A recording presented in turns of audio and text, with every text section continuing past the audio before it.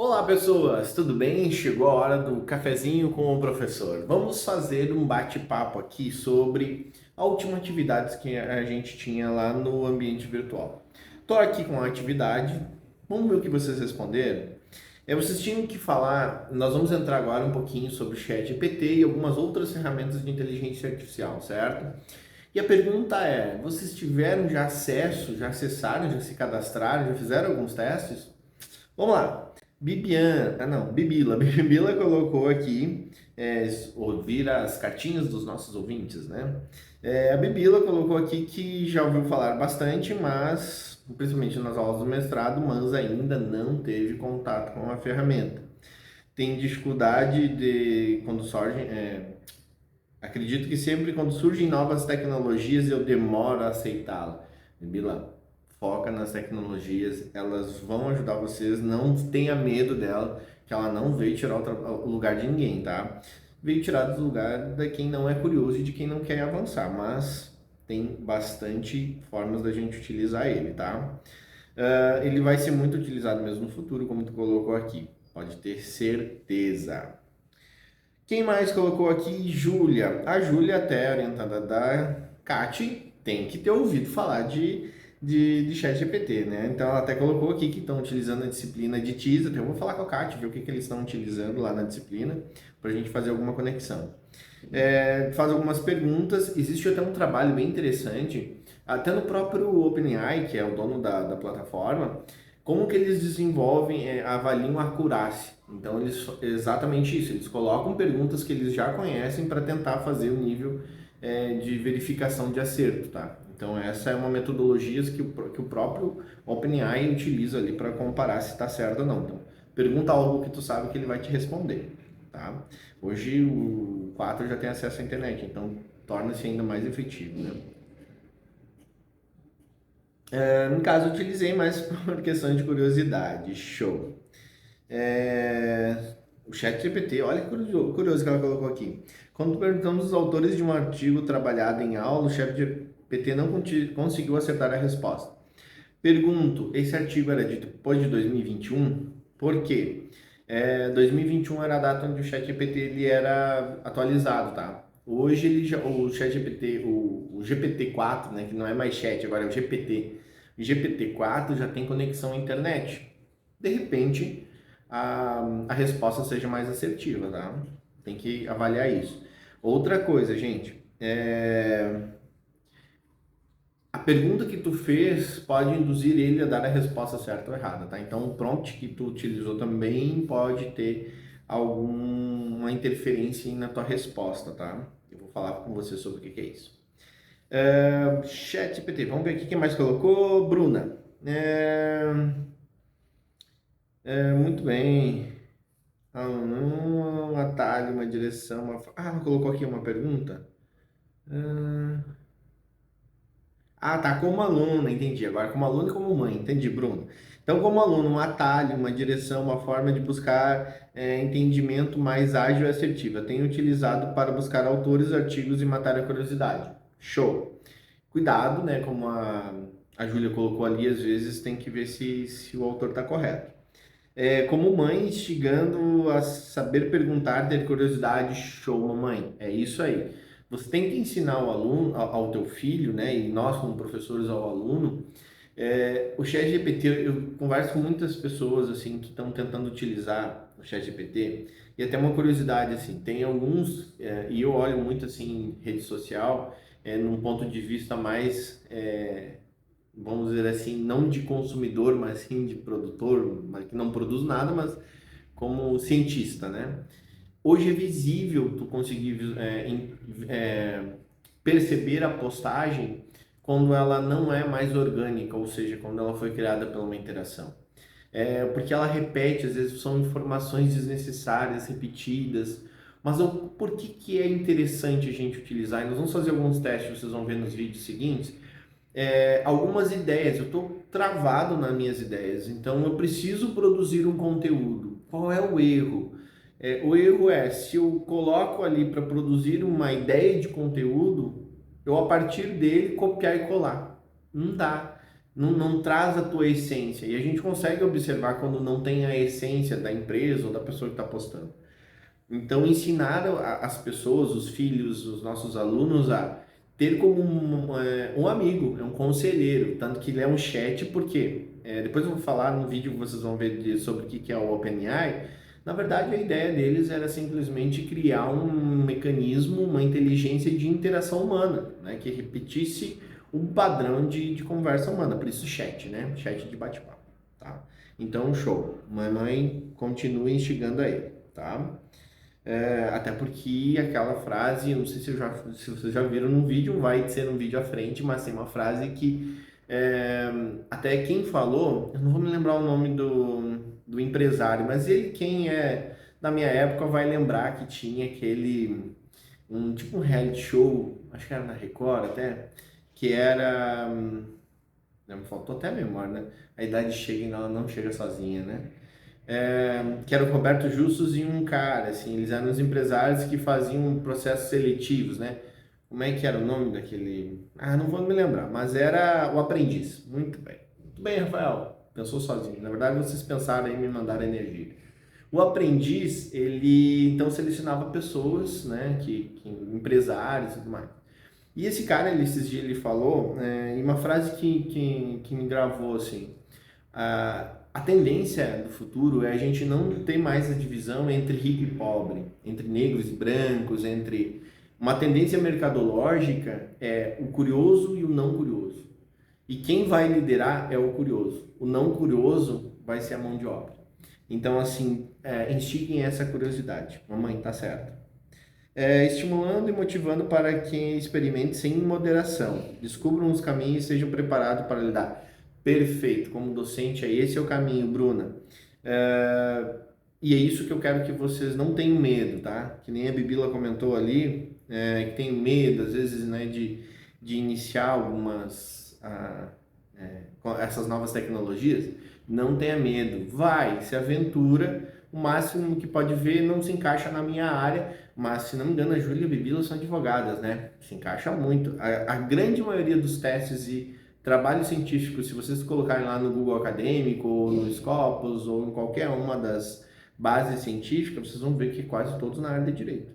É a área que talvez tenha a maior influência aí do ChatGPT.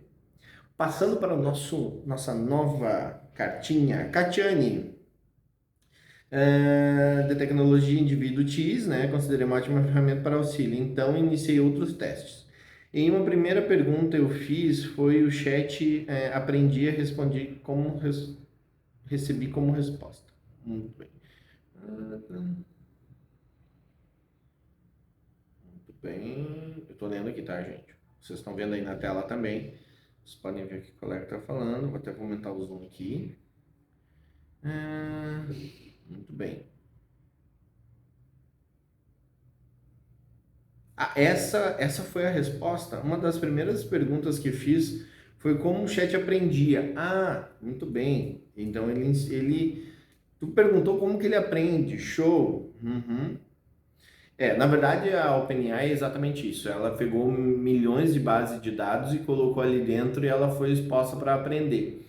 Então, o que que ele faz? São palavrinhas-chave, vamos dizer assim, que vão se conectando, né? Aquele negócio da rede que eu mostrei para vocês que tem várias entradas e uma saída, então é isso que funciona. Tu alimenta e quanto maior o número de informação, melhor ele aprende, tá?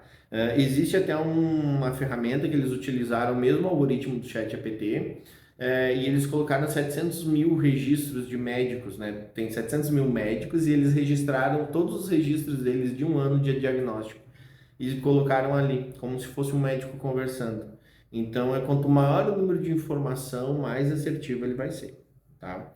E cada vez que, se vocês olharem, vocês vão fazer uma pergunta, ele vai ter um feedbackzinho, positivo e negativo. Se vocês derem positivo, ele significa que ele está no caminho certo. Se vocês derem feedback negativo, significa que ele tem que reaprender aquilo ali. Está errado a forma dele pensar daquela forma. Isso que é muito importante ali, vocês colocarem um feedbackzinho ali na própria rede, tá? Porque ela vai aprendendo conforme o feedback deles, tá?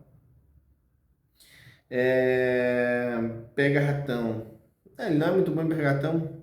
Sabe que agora uma curiosidade eu fiz, né? Não, acho que eu já falei para vocês. A prova de matemática toda ela foi em ChatGPT. E ela me deu umas perguntas bem com pega-ratão, viu? Então, caminhando no fim da tarde, uma senhora contou 20 casas em uma rua à sua direita. No regresso, ela contou 20 à sua esquerda. Quantas casas ela viu no total? Ah, ela botou 40. Muito bem. Ah, e depois ele pode ver que ele aprende, né? Então, tu ensinou ele certamente, se tu fizer de novo essa pergunta, ele não vai errar. Tentou fazer de novo? Curiosidade. Bota aí depois para nós se ele consegue. 50% ele acertou de um teste da área da saúde. Muito bem. É que depende muito do que ele tem de base de dados, tá?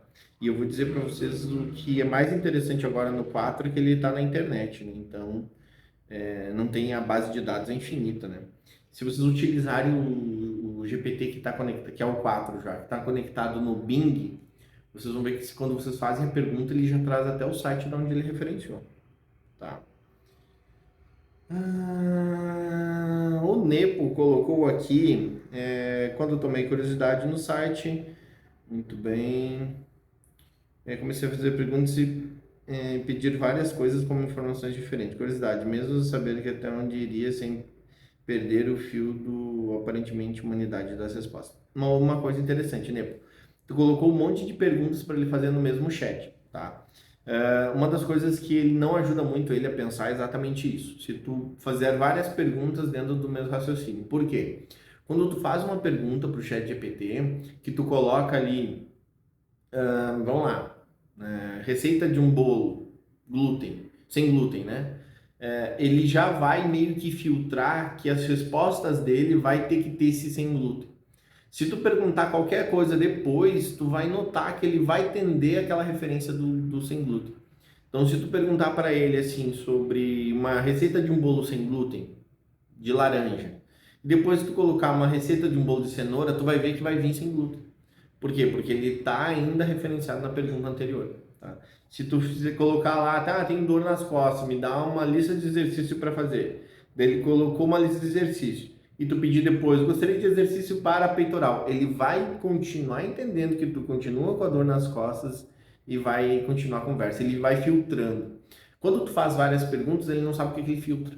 Tá? Então, esse é um cuidado que vocês têm que tomar na hora de vocês fazerem uma conversa com o ChatGPT, tá? É que nem a gente conversar, né, pessoal? A gente começa a conversar, daqui um pouco... Eu sou dono de fazer isso, né? A gente começa a conversar quando vê, isso é TDA, né? Então, cuidem para vocês focarem sempre na mesma... Podem ver que tem chat, né? Agora eu mostro para vocês ali, tem chat, então o chat vocês sempre falam o mesmo assunto. Podem ver que quando vocês fazem a primeira pergunta, ele já entende mais ou menos o assunto e bota o nome, né? Roteiros de vídeos curto, tem. E outra coisa interessante, gente, vocês podem, o roteiro de vídeo curto vocês podem tornar longo. Como? Vocês vão pegando cada pedacinho do trecho e pede para ele ir aumentando, né? Detalhe mais sobre o texto, tal, então ele vai aumentando, vira um filme, né?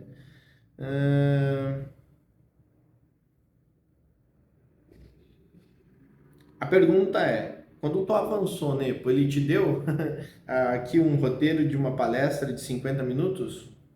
Existe hoje o Tutor.ai, tutor.ai, né? Eu acho que se não me engano é esse, tutor.ai. Ele utiliza o ChatGPT e ele cria um curso. Ah, quer aprender programação em Python?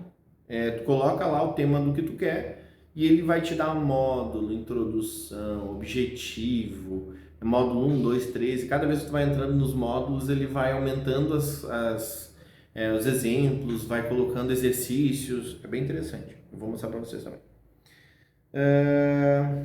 Muito bem, acho que eu li todos.